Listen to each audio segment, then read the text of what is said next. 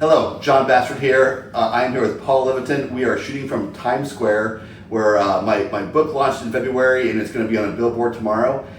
Came down a night early and thought I would reach out to a few people in my network and shoot some video while we're here in Times Square at a nice scenic overlook. And so thanks for joining us. But Paul, thanks for coming out, man. We actually don't really know each other. This is the first time we have met, but we're excited to just kind of talk some shop here about mindset change, innovation. I don't know quite where it's going to go, but I want you to tell everybody who you are and what you do. Yeah, I love it. Well, appreciate you bringing me out here. I love this. Like you said, the view. This is congratulations on the book. Congratulations on a Times Square billboard. That's definitely a lifetime achievement. So that's super cool. Except my name is Paul Leviton. We connected because we both do podcasts and a lot in the behavior change mindset world. I host a podcast called Change Made Easy, and I try to help people make changing their behaviors, their routines, their habits just a little bit easier. So my whole podcast, Substack, writing, everything I do is all around just helping people create the life that they want to live, but in a way that feels good to them. Because I feel like the self-help world, or I don't even like that term, but the self-help stuff that's out there is always like, you just gotta grind harder, you just gotta willpower, motivation, all this stuff, and it's like, I want to get the life of my dreams, but I want it too. Yeah. So that's a great place to start, because you and I talked briefly about this ahead of today's podcast here, but I've been kind of a little bit spiritual journey the last 6-7 years. I hired an executive coach to help me take my consulting business to the next level, and I thought we were going to talk about business strategy and marketing and those type of things, but what we ended up working on was me, right? In my mindset, and getting rid of self-limiting beliefs, and getting rid of fear, and getting rid of self-doubt, and it set me on this path of reading a book called The Soul Without Shame, and it is all about understanding the superego, why it exists from a biological, evolutionary, neurological standpoint, but why it no longer serves us the same purpose today and holds us back. And so, we're both connected to the entrepreneurial world, and you have some segments that are like grind it out, other segments, which I kind of talk about, which is about letting go. Letting go of trying to control everything. Right. Where do you find that balance, and which way are you drawn? Yeah, totally. So one, I love what you said about I got this executive coach and work on my business, and it's like, but all we talked about was the mindset stuff and the limiting beliefs and all the things like that. And that's what I found to be the case over and over again.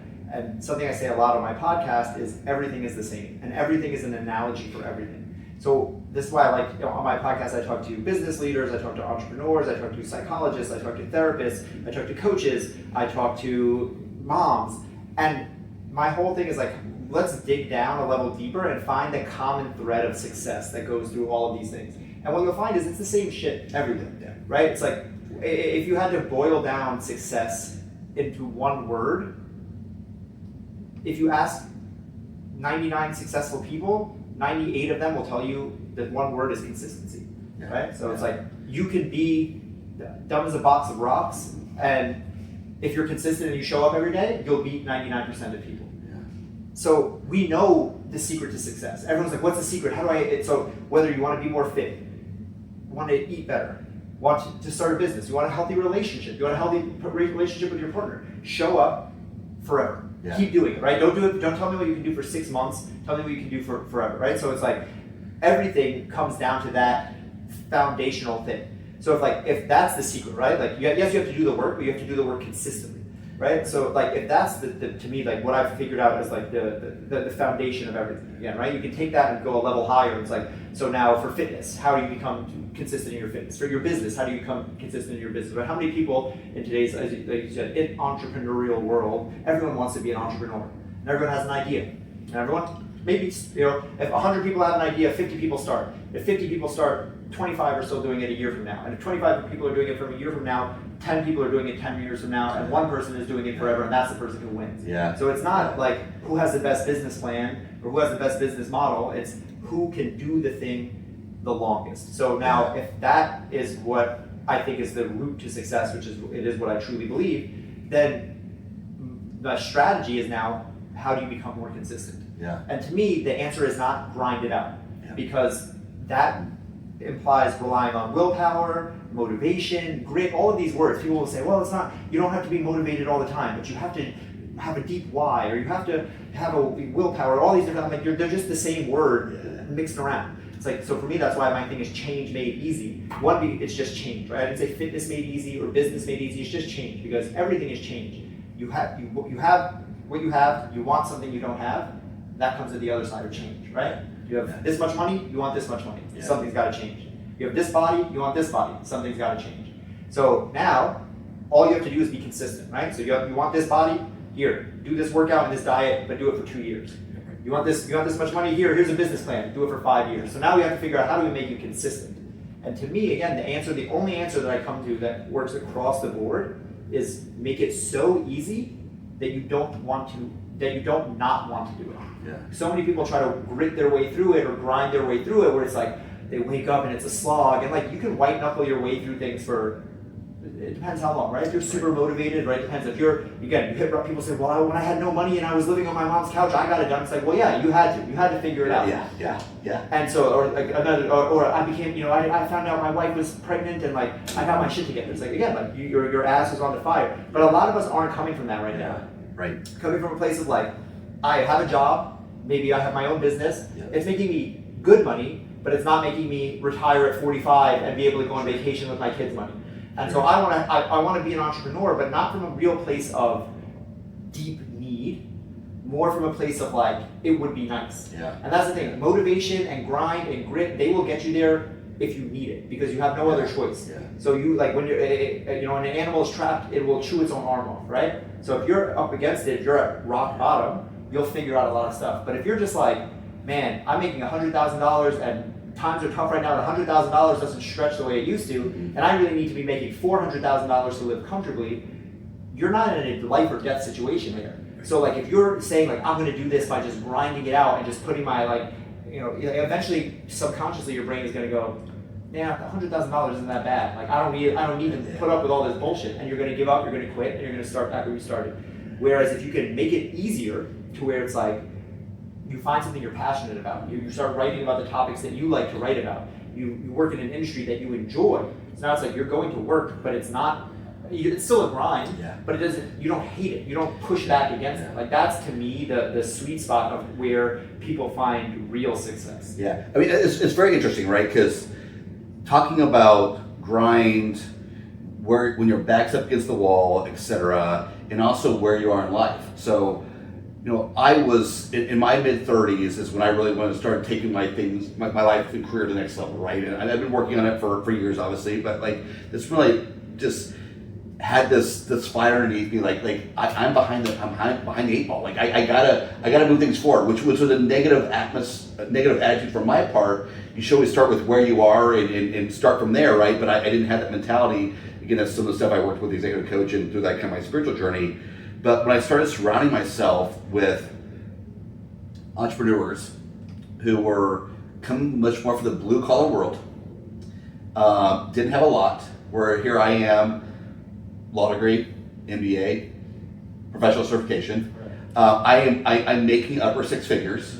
I'm not making $500,000 a year, not making $1 million a year, not making $20 million a year, but I'm making a very comfortable life. I see the difference from my mentality versus theirs. And talking about like doing the things that you don't want to do, that's the real success in business, right? Is like, I hate marketing, I hate sales. Like I hate the process of it, I hate the game of it. And picking up the phone and calling 10 strangers is the hardest thing in the world for me to do.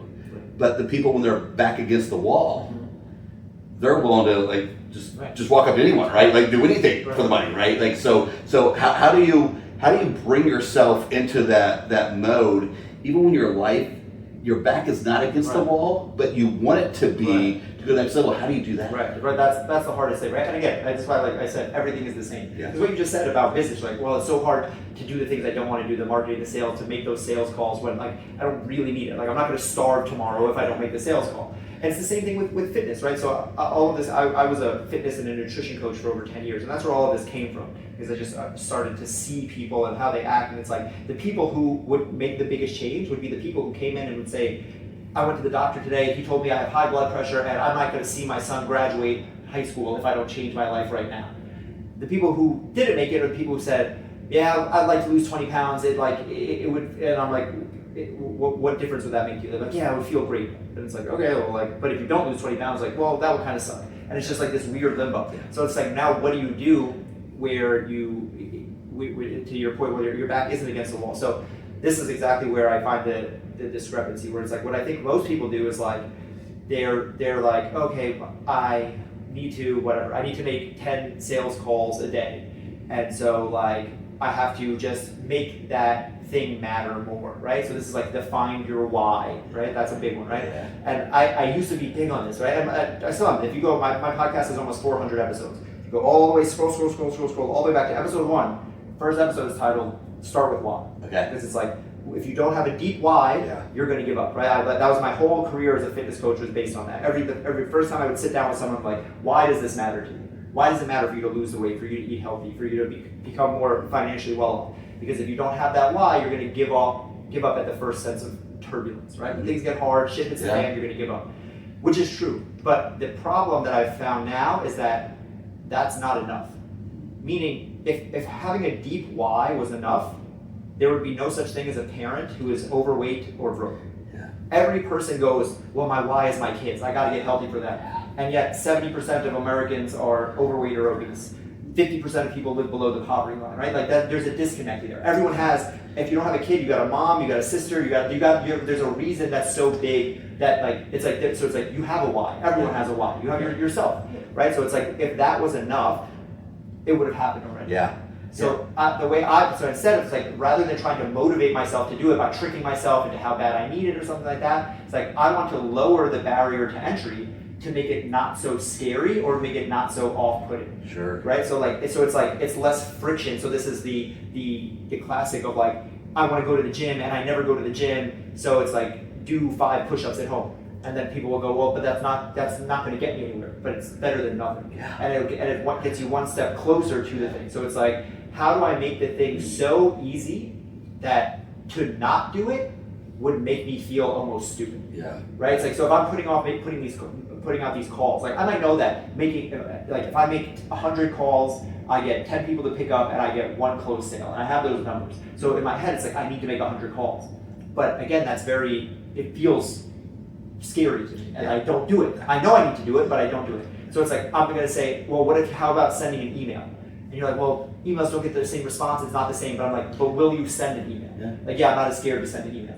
So send the email, Yeah. but I need to be making calls. But you're not making the calls anyway. Right. So start where you're at, Yes. meet yourself where you're at, and make it easier, because then again, after sending 10,000 emails to get 1 response, you might go, damn, 100 calls would be easier than this. Yeah. And like, you might convince yourself to do it. It gets less scary from doing it, but you have to reduce the action into its smallest constituent parts so that you don't push back from it subconsciously.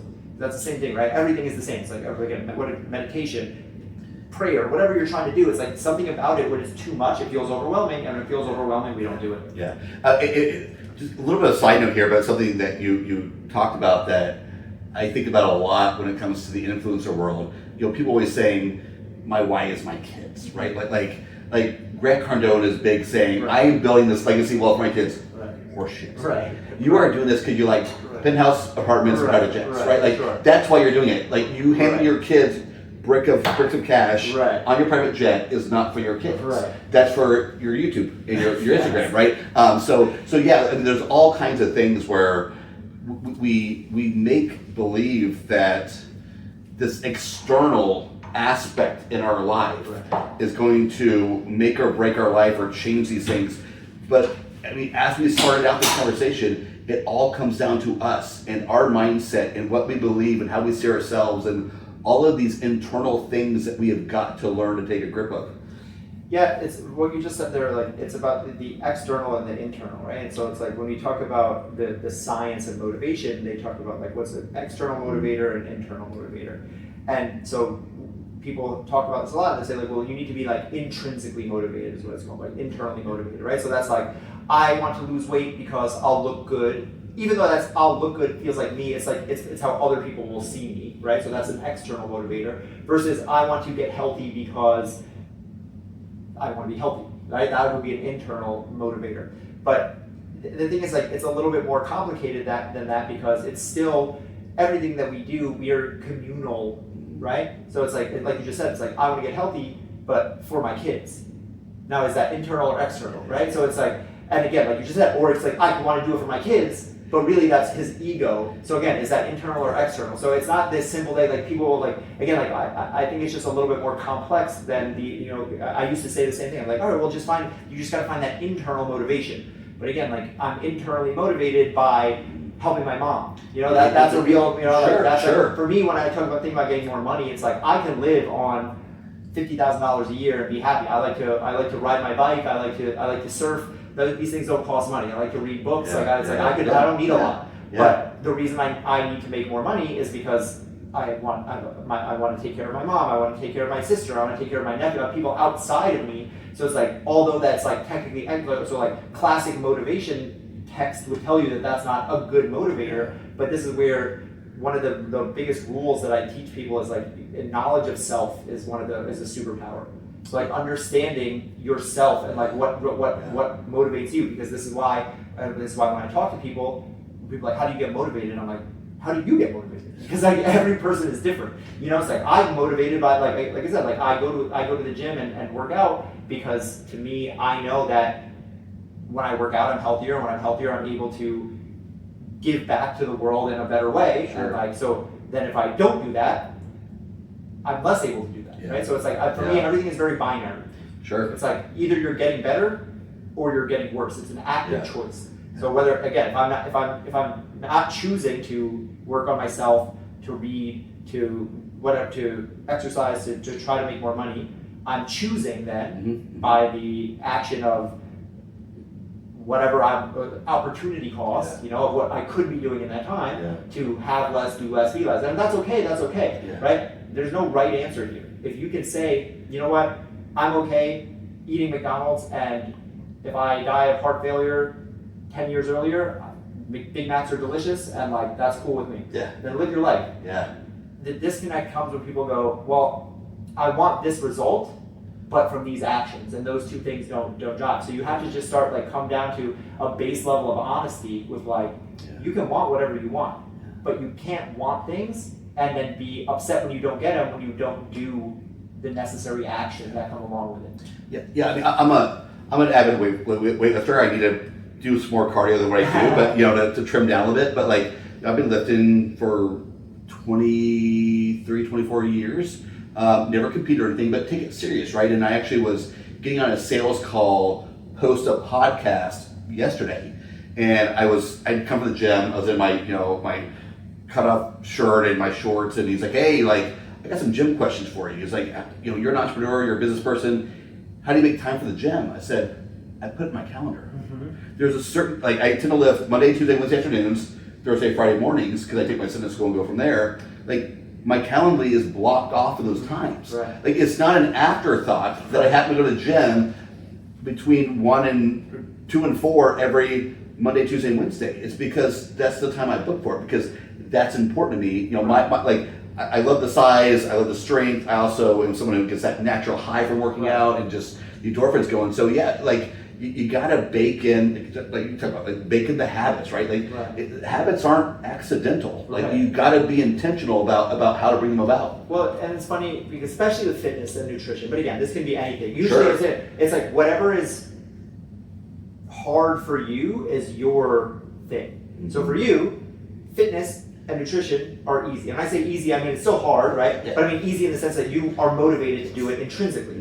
But sales and marketing, you hate that. Right, so that's your hard thing. Someone else is flipped. Yeah. Someone else is they can sit on the computer and cold call all day, but tell them to do 10 push-ups and their arms buckle. Right, so it's like whatever your thing is. For anyone listening, watching, it's like it doesn't matter. Right, pick and choose, swap those things out. But it's specifically when it comes to fitness, and I think fitness is important because it is everyone needs it, right? It's like I said, like money is like, okay, like I don't have to have more money. Like you can get by, but it's like there's a base level of fitness that I do think is important. But it's this thing where it becomes what I call like the redheaded stepchild, right? It's like when life gets rocky, which it always does, the first thing that people cut out is their fitness or eating healthy, right? Yeah. Like, oh, well, I used to cook myself dinner every night, but since I got busy, I just Uber Eats or just DoorDash. It's like I used to go to the gym after work, but then things got busy and I haven't been in a while. It's like that's the difference right there. It's like when my life gets busy too, but my fitness is the first thing I put on my calendar and the last thing to go. I will lose my job before I stop going to the gym because I know that's just what keeps my body healthy.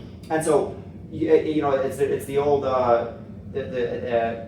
cliche at this point, but it's like, show me your calendar and I'll show you your priorities, right? It's like show me your calendar, show me your bank statement, and I'll tell you what actually matters to you. So again, like this goes back to what I was just saying about honesty. It's like, don't tell me what you want. Show me what you spend your time on and what you spend your money on. Because if you're saying like, well, I really want to be an entrepreneur, and it's like, okay, well, how many seminars have you been to? How many books have you read? How much cold calling have you done? How much time have you knocked on doors? Like, have you put in the hours to do to say that you want to do the thing, or are you just saying, I want that result? I call these magic wand goals. Yeah. So a magic wand goal is like a goal that like, if I could wave a magic wand and give it to you, you would accept it, right? Everyone wants $1 million. If I could wave a magic wand and give you $1 million, you would say thank you. Everyone wants to lose 10 pounds. Everyone wants to be able to do a handstand, or everyone wants to have a successful business and be an entrepreneur who can work from the beach.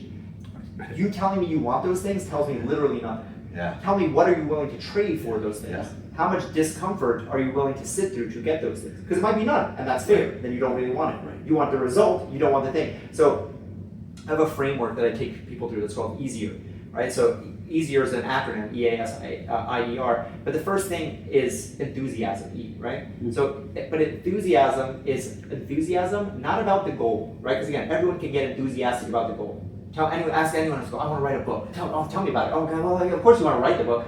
It's a funny quote I heard, which is like, everyone wants to have written a book, no one wants to write. Right? So it's the same thing with all these things. Everyone wants to be fit, no one wants to do fitness. Everyone wants to be rich, no one wants to be an entrepreneur. So it's like, it's not enthusiasm about the end result. It's, can you be enthusiastic about the inputs that drive the output, about the daily action steps. So not can you be enthusiastic about being healthier? 43. Not can you be enthusiastic about being a 43-year-old man in great shape. I'm sure most guys, considering 99% of the population is in way worse shape than you, would say yes, they would take that. But are you enthusiastic about working out 3 Monday, Tuesday, Wednesday evenings, scheduling that at work Tuesday, Thursday for the last 20, 30 years? Right. A lot less people raise their hands for that. Right? So it's like, how can you be enthusiastic about the actions that get the result? Not just thinking about, oh yeah, it would be a nice to have wherever you're trying to get. Yeah, gotcha. So obviously we don't have a whole lot of time left, but what are the other parts of the acronym for EASIER? Yeah, sure. I'll go through it quickly. So E is, like I said, enthusiasm. A is availability, right? So availability is just like, again, is this realistically available to you, right? So a classic example is like, I want to be working out 5 times a week for an hour. Monday, Tuesday, Wednesday, Thursday, Friday. It's like, well, what does your schedule look like? Well, I only have 45 minutes a week 3 times. It's like, well, you've already set yourself up for failure because you're trying to do something that's not available to you. So rather choose a workout routine that fits within those 45 minutes rather than trying to force a square peg in a round hole. Right? Sure. So that's EA. S is straightforward. So that's just like, can you tell me how this actually happens? Yeah, I want to be a successful entrepreneur. Great, I love that. Can you walk me through from A to Z in straightforward, right? Can you explain it to a 5th grader language of how you actually get there? Because if not, it's probably too complicated. You're probably going to stumble somewhere. So EAS. I is imperfect. So we know that people throw this around a lot, right? Perfection is the killer of dreams, right? I go a step further and I say, right, we know that perfection is impossible, but again, what can you be okay with being imperfect at? Meaning like, you're going to stumble a lot, right? So it's like, you have to be okay with the stumbles. So if you're the type of person who like, every time you go into the gym and you lift a weight and it doesn't go, you get down on yourself, you're not going to make it far. But if you go into the gym and every time you lift a weight that doesn't go, you go, man, I have a lot to learn. I have a lot to gain. Oh, next 2 months from now, I can't wait till that goes. It's like, now you're motivated by the downs. That makes it easier to get to the up. So that's EASI.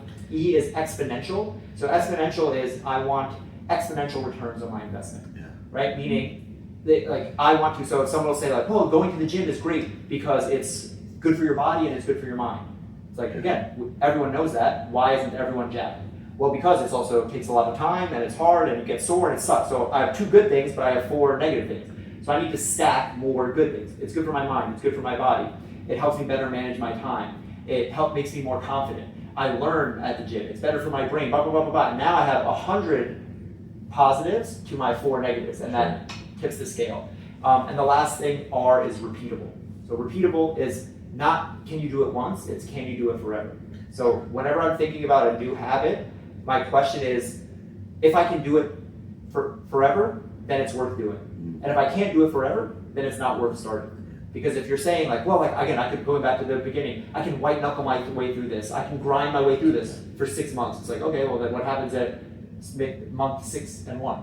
Then you go back to what you were doing before, you go back to what you had before. So I put all those things together, and like that's how I think about not, again, trying to grind it out more, but make things easier so that I want to do them, so I can be consistent and I get to wherever, I don't know, wherever you want to go. I love that acronym. I think it's much more individualistic way of looking at SMART goals. Right, we all know what SMART goals are, right? But it's I like the way you put it, and my book is The Curious Leader, and what I talk about in the book is to be a curious leader, you need 3 shifts. You need a shift in mindset from fixed to growth. Just believing things are possible, right? I mean, part of what we're talking about, like, you got to believe that you can do it to start, right? Like, there's a point in that, and then the action execution of it. Like, are the things that we are doing on a daily basis through our organizations or as individuals achieving the intended results as quickly and efficiently as possible, right? Right, effectively and efficiently as possible. And the last part is curiosity also connects us to people and ideas. Like sometimes maybe you can't do it on your own. Mm-hmm. Maybe you need someone to hold your hand, to push you forward, to hold you accountable, and really tapping into the perspectives, the coaching, the ideas of others goes a long, long way in helping us achieve our goals. Yeah, 100%. I mean, we are communal creatures. I think that one of the biggest flaws in our modern society with the influencers and this, that, and stuff, like everyone feels like we have to do it alone, and it's like, it just makes everything so much harder. It's like, well, also life sucks alone. Like I want to be doing it with my friends and doing it with, and I want to have a coach who's already done it and a mentor who's already done it, and I want to be teaching someone who hasn't done it, and like that's how we grow as a society and a community. And again, it takes so much of the load off of you when you realize you don't have to do everything on your own, and like it makes it easier. It feels better. When it feels better, you do it more. When you do it more, you get there faster. So. Well, much love to it. I think that's the wrap of our time. So I want to thank you for coming to Times Square. I'm sure it wasn't easy it's actually, there's a fight happening out in Times Square today. We didn't know that when we booked the hotel and my billboard being booked. So I'm glad you make it down here, and thanks for your time. And I look forward to staying in touch with you and continue this conversation in other ways. Yeah, amazing. Thank you for having me. And even more people are going to see your billboard because it's going to be a packed weekend here in New York City. So I love it. Thanks for coming out again. Appreciate it.